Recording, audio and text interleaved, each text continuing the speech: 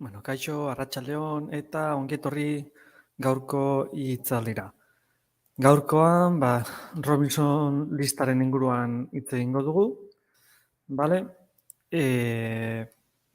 Kasu honetan ez orain, telebistan eta horrelako tokitan ikusi ez baduzue, Robinson lista azkenean iragarkien edo inguruko lista bada, nolabait iragarki horiek nolabait saihesteko, bale? Hau da, telefonoan jasotzen dugun iragarki deiak, SMS iragarki moduko SMS horiek, gauza bera e-maileko kontuekin edo betiko gutunak, bale?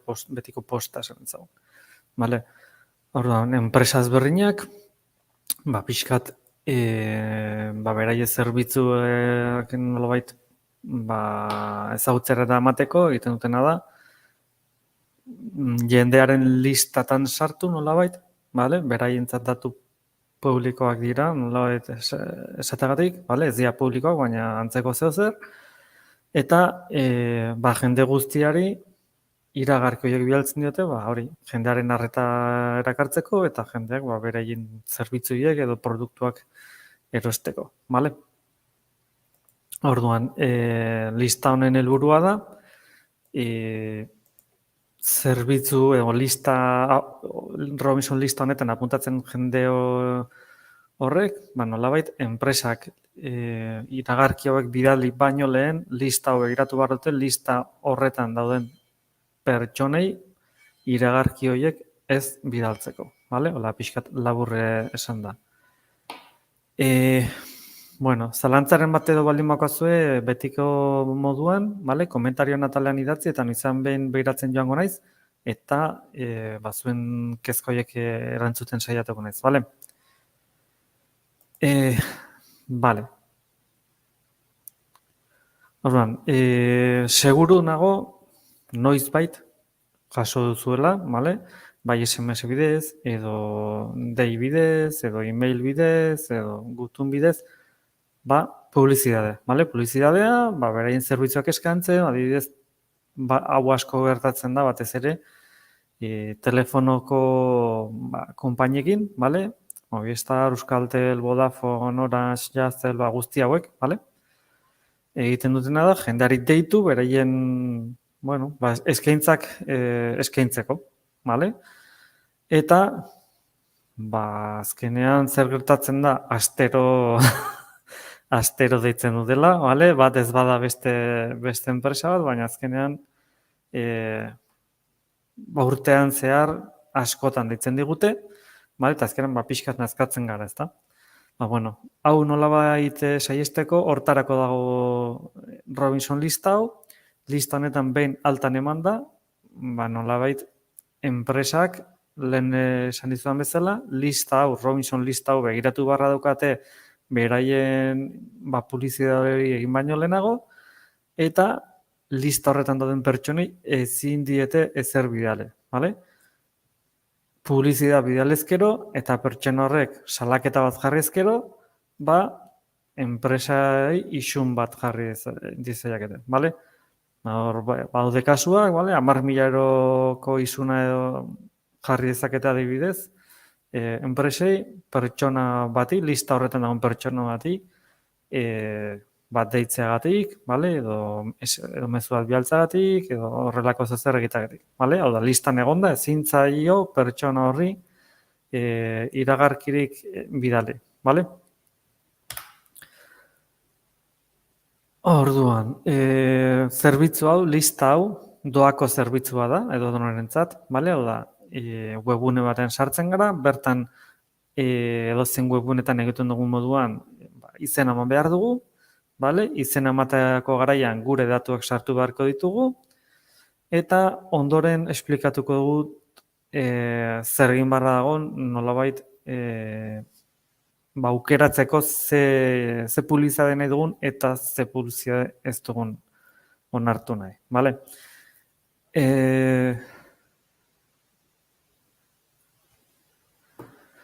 Hau,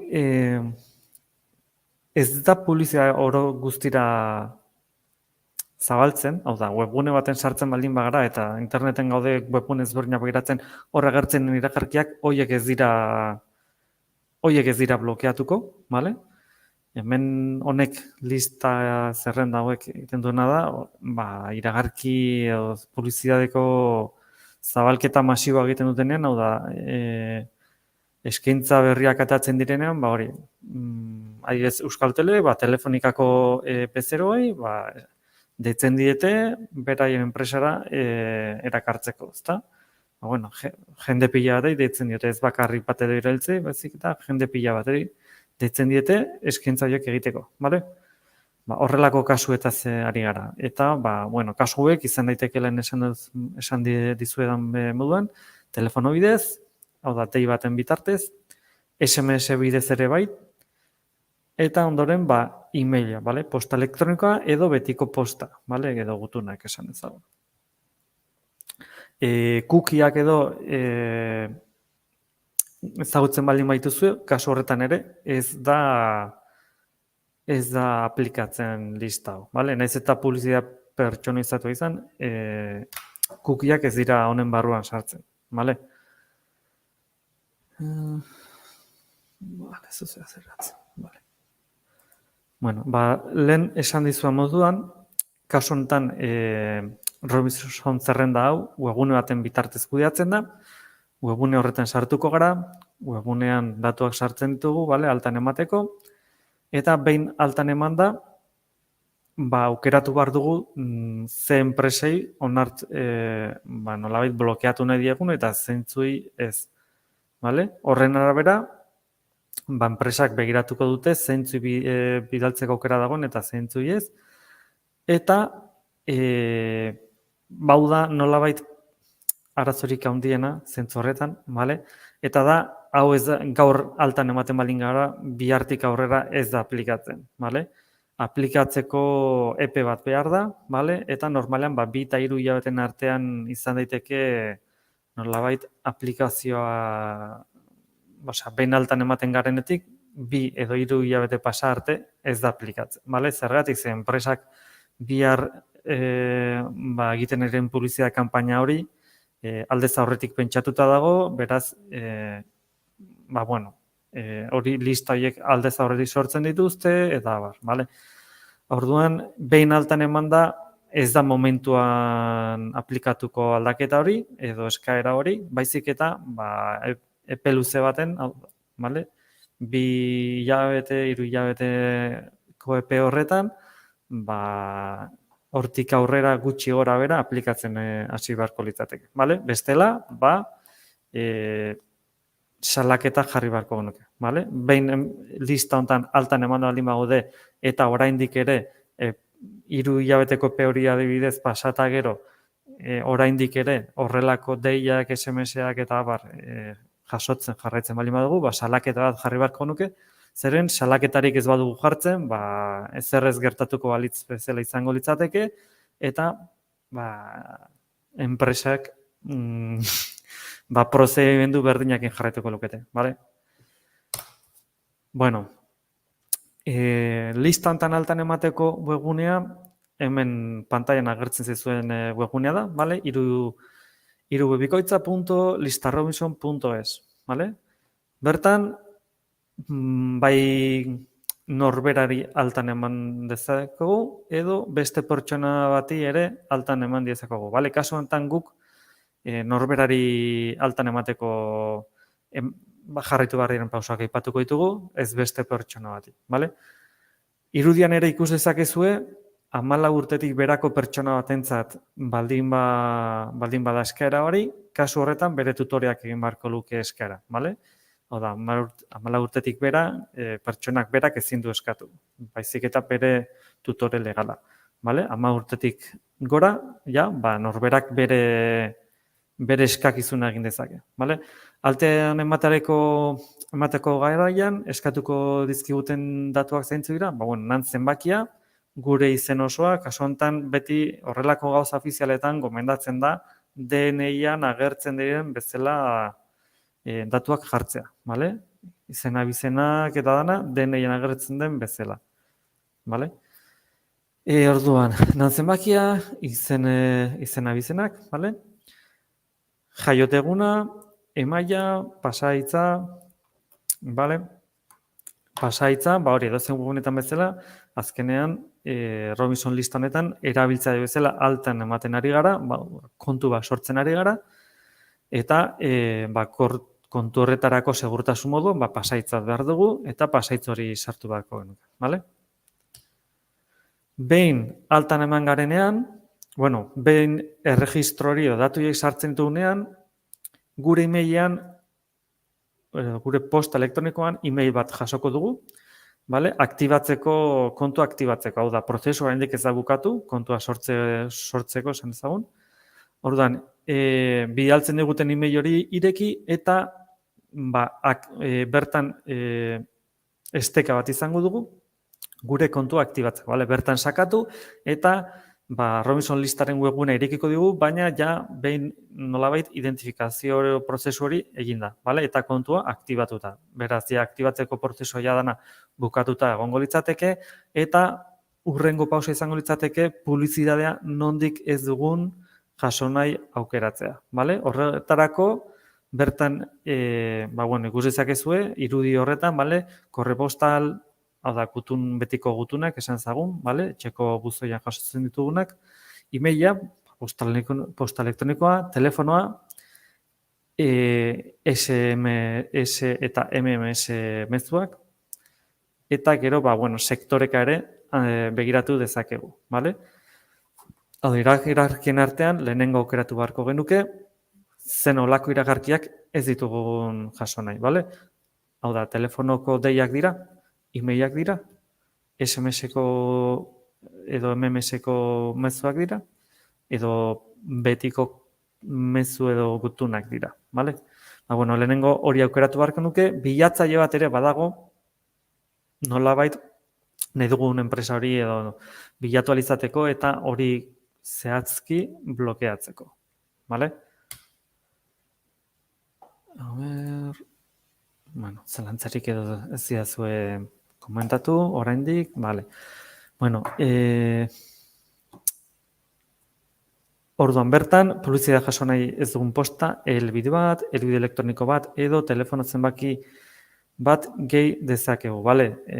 Azkenean, segun eta ze zerbitzu erabiliko dugun, datu batzuk edo bestatzuk gehitu beharko ditugu edo jarri beharko ditugu, bale? Deiak ez eztatzea, baimena eman diegun eta jada publizitaterik jaso nahi ez dugun enpresak adierazten ditugu. Bale? Pixkat lehen komentatu dizuedana. Aukeratu beharko genduke, ze zerbitzu motan ez dugu nolabait publizitate hori jaso nahi, eta ze enpresatan, sektoreko atal hori aukeratu ezkero, sektore konkretu bat telefonia, sektore oso aukeratzen duzu eta sektore hortako enpresa guztiak nolabait sartuko lirateke blokeo horren barruan. Esan beharra dago ere, enpresa batekin kontratu bat edo baldin baukazute, beraien produktuak eskaintzeko aukera hori badaukate, hori ezingo nuke blokeatu, baina beste guztiak bai. Eta beste alde, enpresaren batekin jadanik onartzen baldin badutuzue publizitate horiekin bialtzea, kasu horretan ere ezin da zer egin. Zeren aldez aurretik baimena eman diogu, adibidez webgune askotan topatu dezakegu, webgune horretan altan emateko garaian aukeraietako bat izaten da, kasillatxo bat izaten dugu, enpresa horren publizitatea jaso nahi dugun edo ez, askotan horrelako kasuetan aukera hori aktibatuta egoten da hasiera batet eta ez badugu aukera hori desaktibatzen, aukera horren bitartez esaten dioguna da bere publizitatea onartzen dugula. Beraz, beraien publizitatea guk jasotzeko baimena ematen diegu. Beraz, hori ez badugu nahi, enpresa hauekin harremanetan jarri beharko gara, beraien emailaren bitartez, gutunaren bitartez, edo beraien webgune horren bitartez gure perfilan kasu askotan ere izaten daukera bat hori nolabait aukera hori kentzeko edo zestatzeko, vale? Beraz, beraiek ez badugu beraien publizitate hori jaso nahi, beraiekin harremanetan jarri beharko gara, adierazteko beraien publizitate hori ez dugula jaso nahi, vale? Zere aldez aurretik baietza esan baldin dugu, baina dagoeneko ez badugu nahi, hori beraiekin harremanetan jarri, hortik aurrera berriro ez bidaltzeko, bale? Ze kasu horretan ez eta Robinson zerrendan gertatzen dana da, aldez aurretik baimena eman diogula, beraz, baimena eman baldin diogu, lehenengo baimen hori nolabait kendu egin bartzaio, bale? Edo zestatu egin bartzaio gauzak bidaltzeko baimen horien batean. Robinson zerrendako e-registroa. Sektorearen atal hori lehen aipatu izuet, kasu honetan irudian ere ikus dezakezu gazteleraz, baina hor dare aukerak, bale?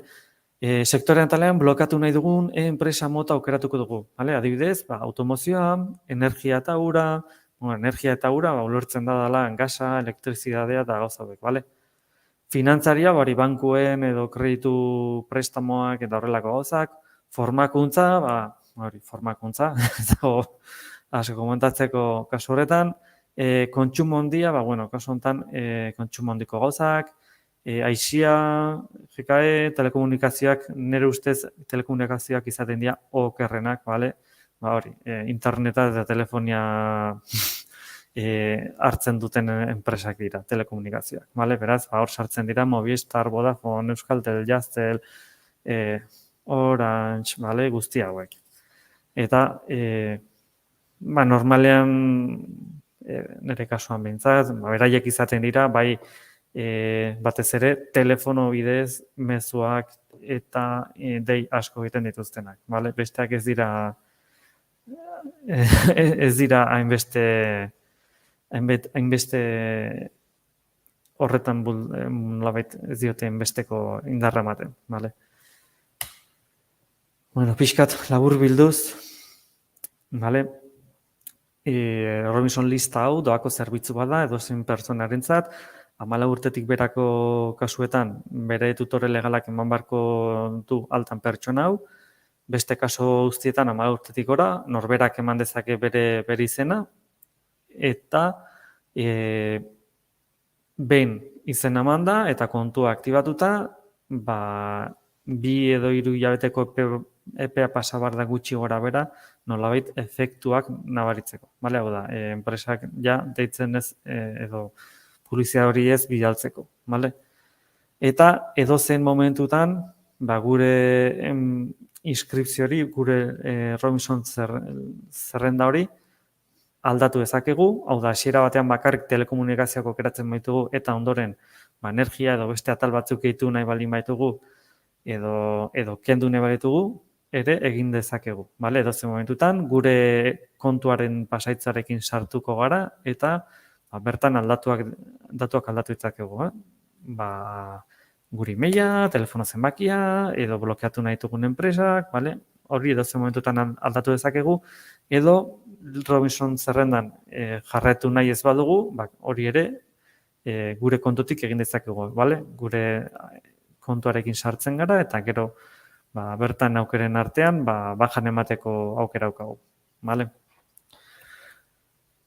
Ez dakit, honen inguruan kezkarik daukazuten.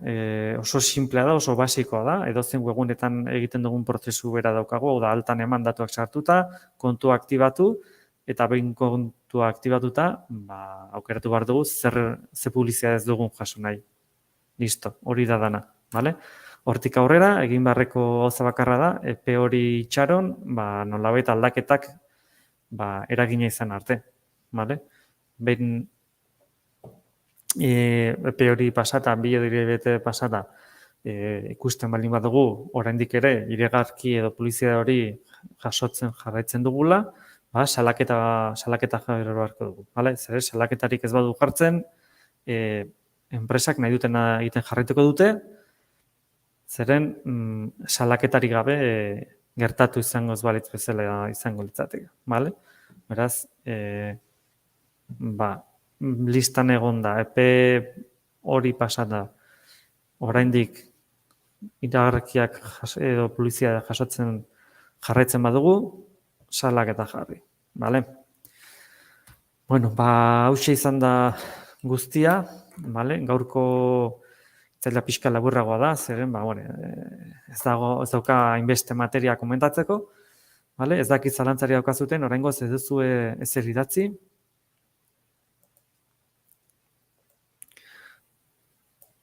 Begira, idatzi mesedez zalantzaren bat balimako zue.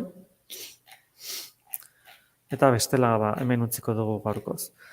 Badakizue, astero bezala, ostegunetan hitzaldi berbera baina gaztelera daukazue, eta hurrengo asteetan beste hitzaldi ezberdinak izango dituzu. Hurrengo astekoa, hilabete bukatzeko, Googleen asistente horren pixkat tip batzuk izango dituzu, truko batzuk. Eta gero uztailari begira, chat GPT-ko modan dagoen inteligentzia artifizialaren inguruan izango da hitzaldi bat, eta internet bidez medikuarekin zita eskatzeko horren inguruan beste hitzaldi bat, eta ia bukatzeko Be Real sare sozialaren inguruan hitz egingo du, Instagramen, bantzeko beste sare sozial bat. Ikusten dudanez, ez daukazue zalantzarik, beraz, hemen utziko dugu.